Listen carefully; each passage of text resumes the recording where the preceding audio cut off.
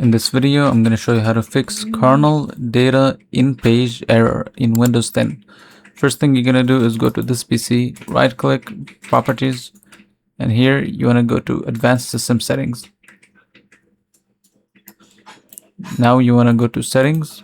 So here go to advanced and then settings and then advanced and then change.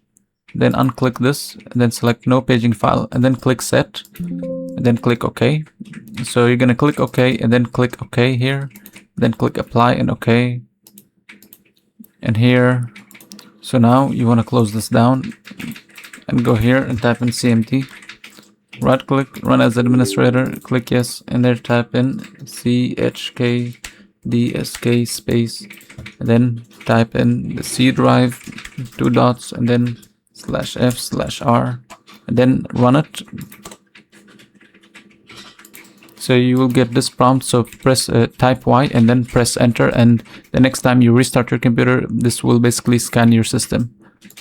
So once you're done here, you can just restart your computer and wait for the system to scan your computer, and it will reboot your computer when it's done.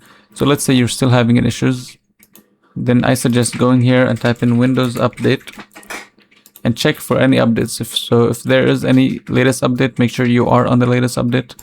So after doing this, so the last option, you would simply go here and type in Windows Memory Diagnostics. So you would run this. So if you click this, this will restart your computer and just scan through the system and reboot the computer once it's done, and hopefully this should fix your issue.